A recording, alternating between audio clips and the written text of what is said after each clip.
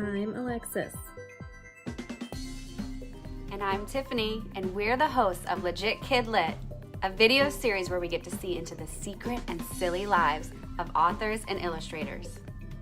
We love to celebrate and promote books, but most of all, we want to say hey to all you readers out there trying to find that right book for you. We hope that you can find some new reads after today. Aaiman Aamir is author of Our Stories in STEM, a children's book about 40 amazing Canadian women thriving in STEM fields today, and is illustrated by 40 Canadian artists. Hi everyone, great to meet all of you. Thank you so much for having me, Tiffany and Alexis. I'm really excited. Hello, Aaiman, and welcome to Legit KidLit. We are so excited to hear more about our stories in STEM and how cool it was to be working with so many brilliantly talented individuals. But first, we'd love to get to know a little more about you. So, if you had your own Aaiman starter pack, what would be included? Definitely. So, a starter pack. I had to think about this question quite a bit, but I think for sure what I can definitely confirm would be in the starter pack is my iPad and iPad pencil. I love digital illustration these days. That's a hobby I picked up during the quarantine, and I'm obsessed. So I love doing that. And especially the Procreate app on the iPad. I don't want to plug them for free, but if they want a sponsor, I'm happy to be one. But yeah, so I love art and being creative. So the iPad would be great. My phone would be the other one. Prior to that, I started taking watercolor classes. So any and all of those art supplies I think are important to have and are things that I'm trying to keep up with on a day-to-day basis. So anything in that nature. The other thing would be my cat. I'm obsessed with her. She's so cute. She's overweight and extremely chubby, but I need her. She's part of my entire identity at this point. And then the other, I think, important piece would be food. I think I've become a huge foodie since quarantine. I've put on quite a bit of weight, which I love as well. So I think food, art, and creative things, and my cat probably kind of sums me up in a few words. So yeah, that'd be, I think, my starter pack.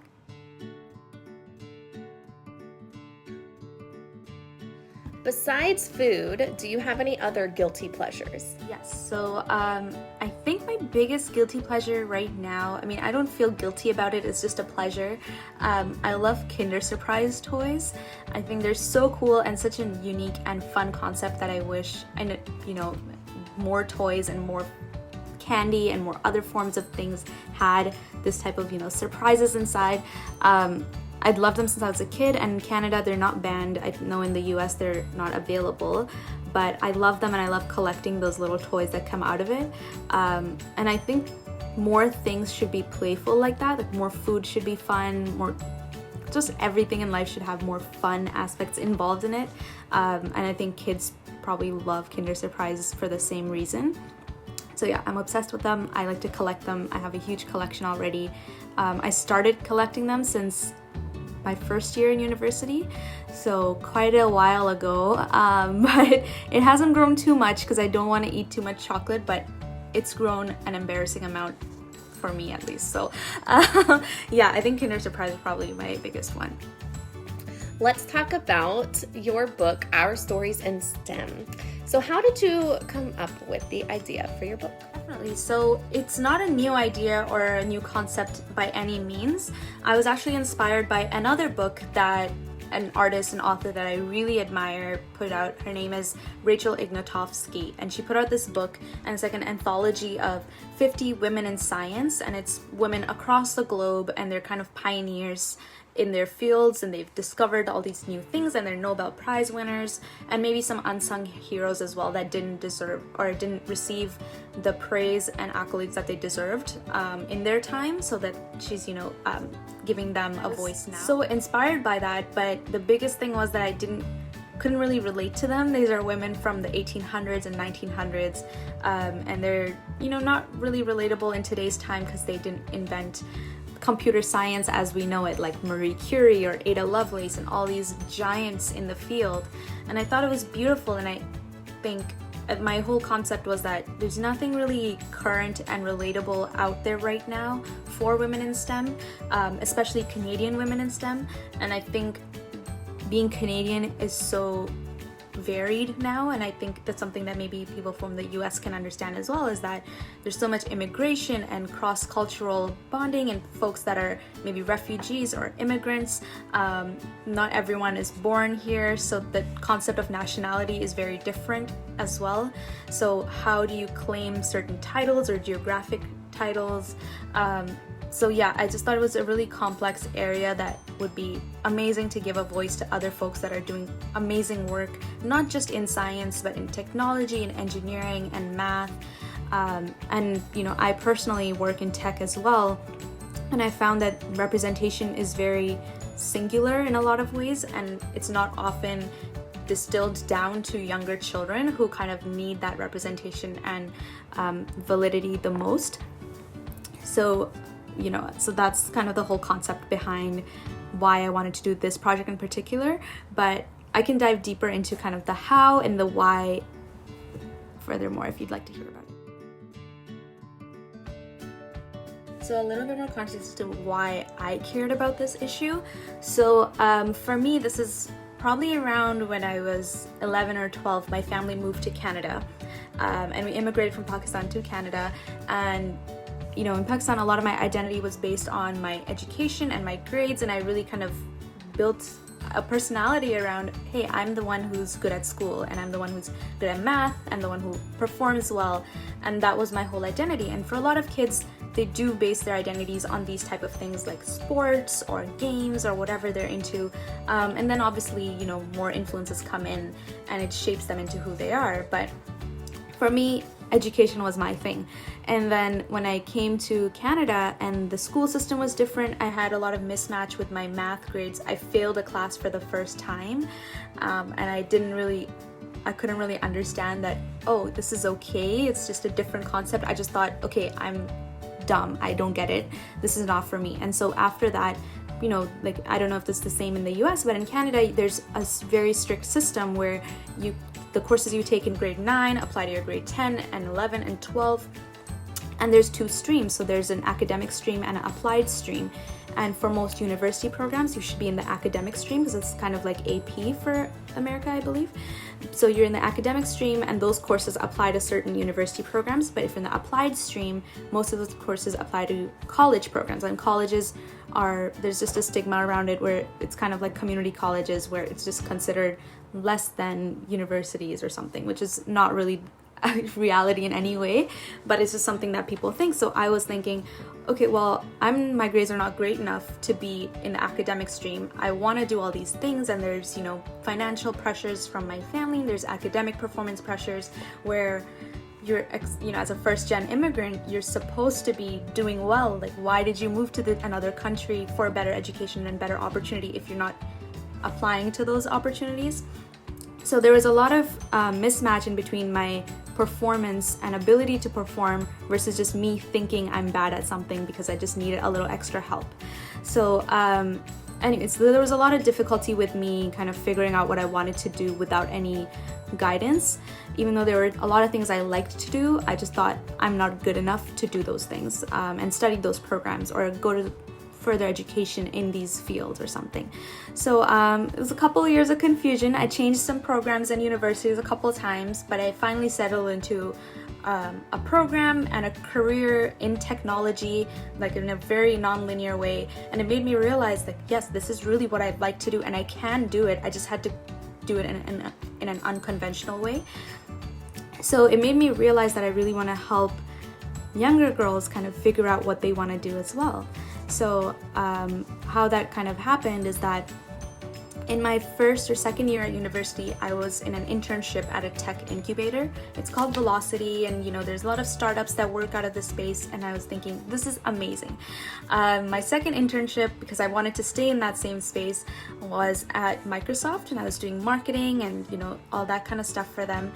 And I realized that they had all these programs like Hour of Code and Girls Who Code, and they're doing all these things, but a lot of the parents that bring their children out to them are A, high-income parents, because they have the time and resources to kind of dedicate time to their children like that, or B, they're really not from racialized communities. They're often, folks who have a lot of privilege in society.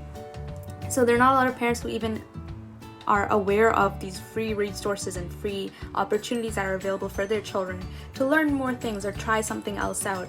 And so you're kind of stuck in those same pathways that you think of, which is like doctors, lawyers, and so on, because you're not even aware of the full range of possibilities that are out there, especially in today's society, that you could be working in and being involved in. So I found that no like brown children were coming out, no black children were coming out, and no girls especially were coming out to these things. It was almost always just like high income children and families with boys usually, because they're thinking maybe girls, don't really like to code. It was only very, very few girls that would come out to these things. So I was very interested in exploring that. And in my final year at my undergrad degree, I joined a social impact incubator. And at this incubator, you basically come in with a problem that you care about, and they take you to that whole problem space of trying to figure out what solutions are out there, existing solutions, how you can target them better, and kind of just taking you through that whole journey to finally come to a solution or a business or a nonprofit or an organization that can help deal with that problem that you care about. And the end of that was basically making children's books that came out from my problem. So long story to answer a short question, but I hope I answered it. Oh my gosh, I feel like there was so much that you just packed all into that piece. Like the first part about you, not doing well with a math class, and then it causing you to feel like you were a failure or that you were dumb or whatever. I mean, and how many kids do we see that, fail an English class or a math class or don't do well on certain tests, and then they feel like they're a failure. And it's not true. Like, it's sad that anybody even has to think that a test can define you. Like, it's not what defines us.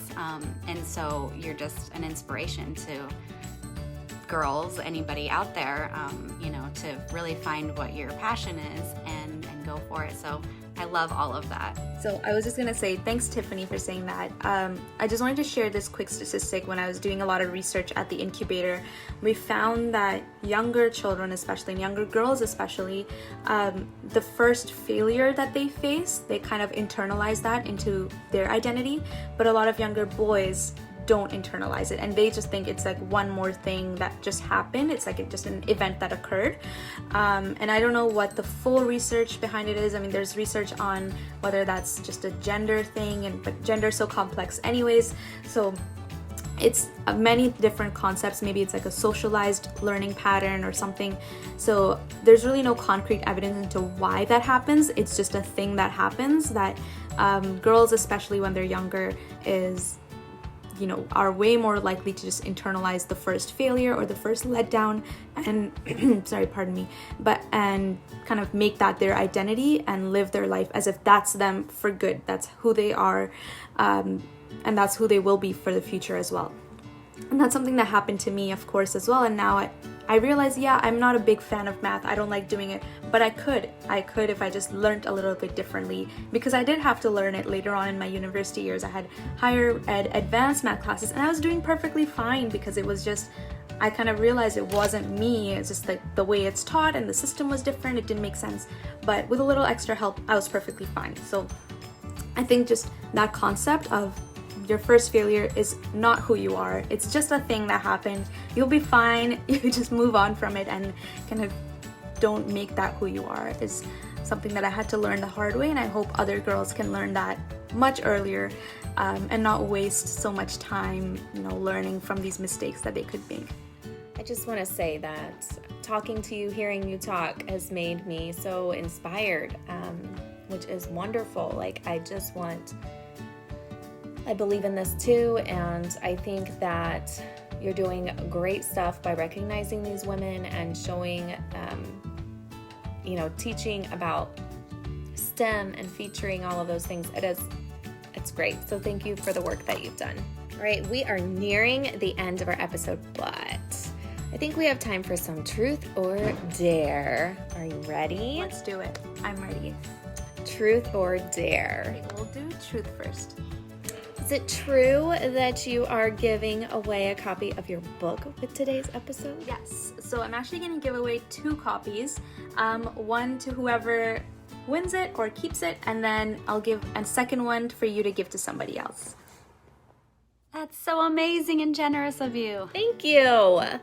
Yes, of course. And so I'm going to give a cute little gift set as well. It comes with fun STEM-based tote bags, and it has bookmarks, buttons, and a bunch of stickers and a bunch of other fun goodies. So hopefully you can represent your passion for STEM in some way. Oh, the book swag. Book swag is the best. All right, everyone loves swag. I love swag too, so I wanted some so bad. But I really do want to plug Equal Parts Studio. They're the design company that I worked with to create all this stuff and create all the branding, and so they really designed all the merch for it. So I want to give them a quick shout out. All right, my turn. Truth or dare? Do dare this time just to be different. A wheel of dares.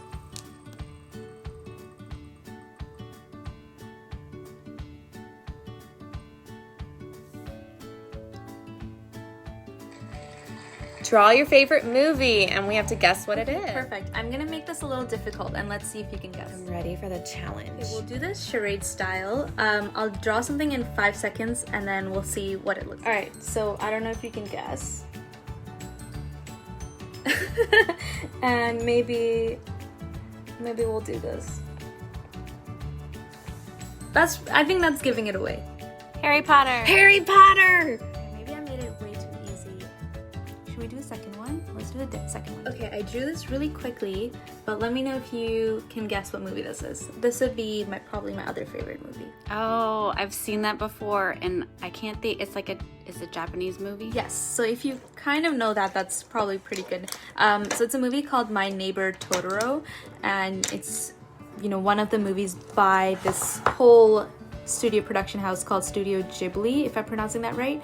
And they have such beautiful movies, and most of them have English dubbing, so they're speaking in English if that's not accessible, but most of them also have subtitles if they're speaking Japanese.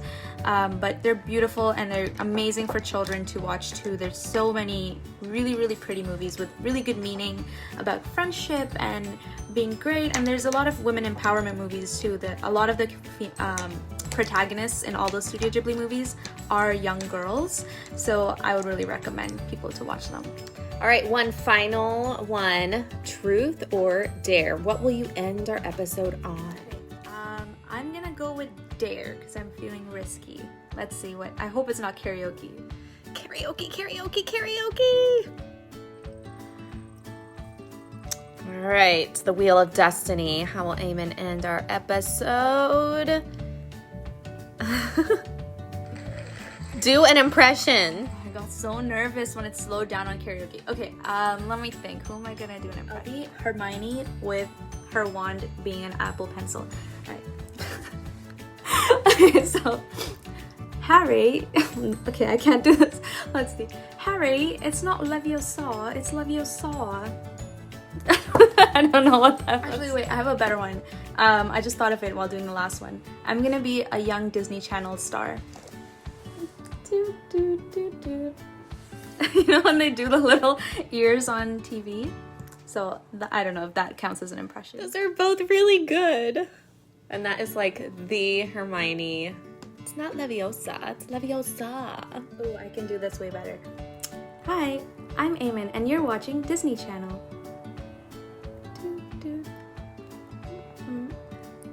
I don't know if that helps. So creative. Good job. I'll watch this later and wish I picked karaoke. But yeah, that was fun. Thank you, Aaiman, for hanging out with us today. I just want you to come back every weekend. You can come hang out with us anytime you want.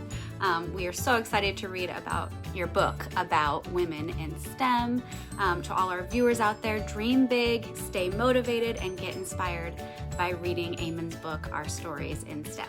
Yes, thank you, Aaiman. I feel so inspired. I can't wait to read your story, and I hope everyone gets out there, takes risks, and problem solves, and gets creative, and just have a good time, and believe in yourself.